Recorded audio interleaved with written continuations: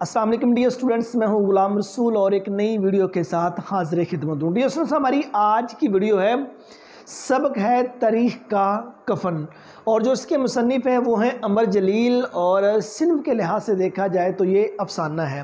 افسانے کا مطلب ہوتا ہے سحر طاری کرنا، جادو طاری کرنا، اور انگریزی میں افسانے کو شارٹ سٹوری کہتے ہیں۔ اور اگر ہم افسانے کی ڈیفینیشن دیکھیں، افسانہ وہ مختصر سٹوری ہوتی ہے جس کے کردار تھوڑے ہوتے ہیں، جس کو ایک ہی نشست کے اندر پڑھا جاتا ہے۔ اور جس کتاب سے یہ والا لیسن لیا گیا اس کتاب کا نام بھی تاریخ کا کفن ہے۔ کراچی کی عیدگاہ کا منظر ہے، اس کا مرکزی کردار کالا کلوٹا شیدی ہے۔ کراچی کی عیدگاہ کا منظر ہے۔ اب کالا کلوٹا شیدی جون سے ہے وہ نماز عید ادا کرنے کے لیے اس عیدگاہ میں جاتا ہے، اس مسجد میں جاتا ہے، اور اس کی یہ خواہش ہوتی ہے کہ میں پہلی صف میں کھڑا ہو کر نماز عید جون سے وہ ادا کروں، کیونکہ دیکھیں بینگ اے مسلم ہمارا اس بات پہ عقیدہ ہے، یقین ہے، اور ہم نے یہ چیزیں پڑھی بھی ہیں، پہلی صف میں نماز پڑھنے کا ثواب جون سے ہے وہ زیادہ ہوتا ہے۔ اب اس کی یہ خواہش ہوتی ہے کہ پہلی صف میں نماز ادا کروں، اور یہ آخری صف میں بیٹھا ہوتا ہے۔ آخری صف سے یہ پہلی صف میں آنے کی کوشش کرتا ہے، اور مکمل وہ جو عیدگاہ ہے وہ لوگوں سے بھرا ہوا ہے۔ عید کا وہ مسجد، وہ جگہ جون سی ہے وہ لوگوں سے بھری ہوئی ہے۔ تو یہ جب آخری صف سے آگے نکلنے کی کوشش کرتا ہے تو لوگ اس کو دھکے مارتے ہیں، لوگ اس کو پیچھے دھکیلنے کی کوشش کرتے ہیں، اور لوگ اس کے عجیب و غریب سے نام پکارتے ہیں۔ رنگت سیاہ ہے، لوگ اس کو کالا کلوٹا کہتے ہیں۔ رنگت سیاہ ہے، لوگ اس کو تبے کے منہ جیسا کہتے ہیں، ٹھیک ہے۔ اور اس کے بعد اس کی قد جو ہے وہ تھوڑا سا زیادہ ہے، زیادہ قد کی وجہ سے اس کے نام ڈیفرنٹ پکارے جاتے ہیں۔ کمزور جسم والا ہے، پھٹا پرانا لباس جو سے پہنا ہوا ہے، لوگ دیکھتے اس کے ساتھ نفرت کرنا شروع کر دیتے ہیں۔ آخری صف سے جب آگے نکلنے کی کوشش کرتا ہے، لوگ وہاں دھکے مارتے ہیں، عجیب و غریب سے نام پکارتے ہیں، لیکن اگلی صف میں آ جاتا ہے۔ وہاں سے آگے بڑھنے کی کوشش کرتا ہے، لوگ عجیب و غریب سی نظروں سے دیکھتے ہیں، لوگ پھر عجیب و غریب سے نام اس کے پکارنے شروع کر دیتے ہیں۔ کبھی کہتے ہیں آپ چڑیا گھر سے سیدھے بھاگ کر یہاں آ گئے، کبھی کہتے ہیں وہ بندر کے منہ والے آپ یہاں کیا کرنے کے لیے آ گئے، کبھی کوئی کہتا ہے کہ جناب یہ چور ہے، یہ چوری کرنے کے لیے یہاں آیا ہے۔ آخر کار وہ جب پہلی صف کے قریب پہنچنے والا ہوتا ہے، اور پہلی صف میں شہر کے جو معزز لوگ ہوتے ہیں ان میں ایک محمود صاحب جون سے ہیں وہ اس صف میں بیٹھے ہوتے ہیں، اور محمود صاحب کے ساتھ ان کے جو سیکیورٹی گارڈ ہیں وہ بھی بیٹھے ہوتے ہیں، وہ وہاں تھوڑے سے پیچھے بیٹھے ہوتے ہیں، جنہوں نے اپنے ویپن وغیرہ جون سے وہ اپنے کپڑوں کے اندر چھپائے ہوتے ہیں۔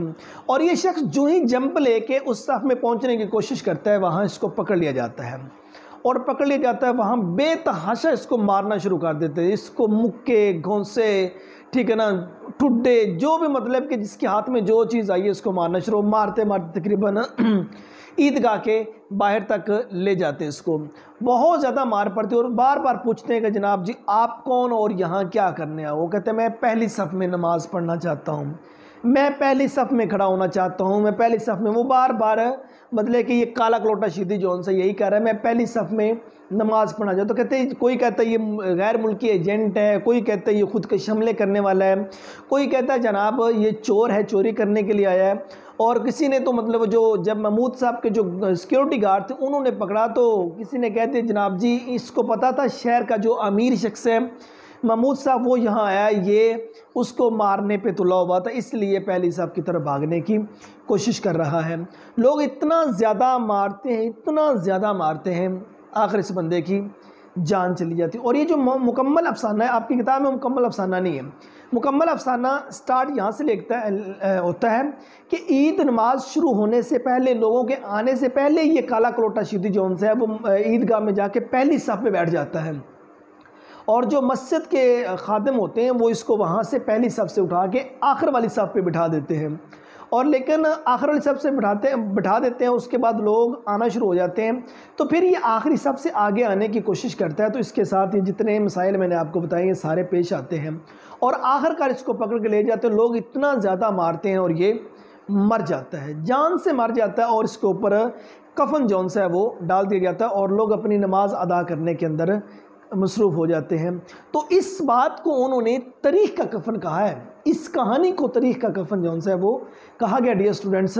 اب علامہ اقبال کا وہ شعر ہے نا کہ ایک ہی صف میں کھڑے ہو گئے محمود و ایاز، نہ کو بندہ رہا نہ بندہ نواز، وہ ماضی میں ہم نے پڑھا تھا، وہ اقبال کے اشعار جو سے وہ ماضی میں ایسا مطلب ہوتا تھا کہ ایک امیر، ایک بادشاہ اور ایک جو غلام ان کا وہ پہلی صف میں کھڑے ہو کے نماز ادا کر لیتے تھے۔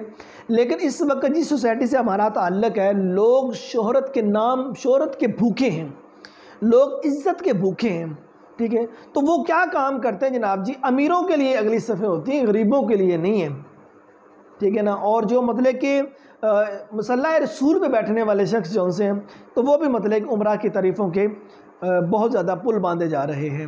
تو اب یہ والا جو افسانہ ہے یہ ایک علامتی اور سیاسی افسانہ ہے، معاشرے کے تمام انسانوں کی برابری کی حقیقت کا بیان کیا گیا ہے۔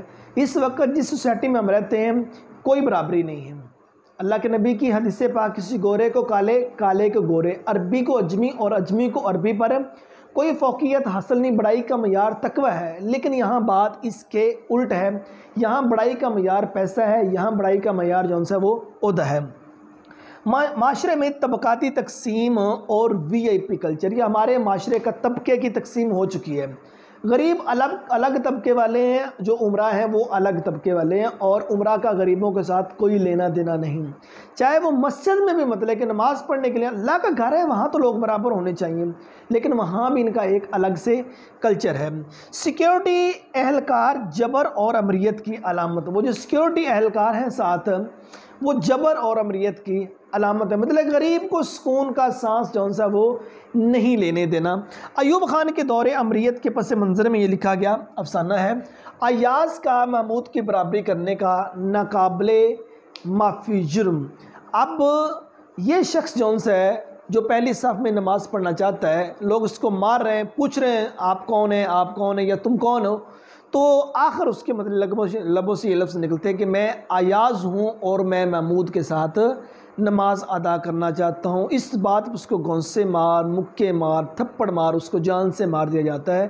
اقبال کا یہ شعر، ایک ہی صف میں کھڑے ہو گئے محمود و ایاز، نہ کو بندہ رہا نہ بندہ نواز۔ محمود سے مراد سلطان محمود غزنوی ہیں، اور ایاز سے مراد محمود غزنوی کا ایک وفادار نوکر تھا، اور یہ محمود اپنے ساتھ ایاز کو کھڑا کیا کرتا تھا۔ لیکن اب ہماری سوسائٹی میں ایسا نہیں ہے۔ لوگوں کی بے حسی اور خود غرضی کا جو بیان ہے وہ اس افسانے کے اندر کیا گیا ہے۔ حتیٰ کہ اس کالا کلوٹا، یہ جو شدی ہے، اس کے بارے میں کہا بھی جاتا ہے کہ ایک شخص کھڑا ہوتا ہے، وہ کہتا ہے کہ میں اس بندے کو جانتا ہوں، یہ چور نہیں ہے، ایک شریف بندہ اور پہلی صف میں نماز پڑھنا چاہتا ہے، لیکن اس کی بات پہ یقین نہیں کیا جاتا۔ لاش پر ڈالے جانے والا کفن ہی تاریخ کا کفن ہے، اور جو یہ لاش پر کفن ڈال دیا جاتا ہے اسی کو تاریخ کا کفن کہا گیا کہ ایسا آج تک نہیں ہوا۔ اور اقبال نے یہ والا شعر اسی تناظر میں اقبال کا یہ والا شعر اسی تناظر میں اٹھا کے اس کے اندر بیان کیا گیا۔ ڈیئر اسٹوڈنٹس، یہ ہمارا آج کا پہلا لیکچر تھا جس میں ہم نے تاریخ کا کفن کا جو مرکزی کردار، اس کے بارے میں نے پوری ایک سٹوری آپ کو سنائی، اور افسانے کا جو تعارف ہے وہ ہم نے کیا۔ اس کے بعد ہمارے 2 لیکچر ہوں گے۔ پہلے لیکچر میں جو ہاف افسانہ ہے وہ ہم پڑھیں گے، اور دوسرے لیکچر میں جو آدھا افسانہ ہے وہ ہم اس کی ریڈنگ کریں گے۔ امید کرتا ہوں کہ آج کی ویڈیو آپ اسٹوڈنٹ کو اچھی لگی ہوگی۔ نیکسٹ ویڈیو میں ملتے ہیں، اپنا بہت سارا خیال رکھیے گا۔ فی امان اللہ۔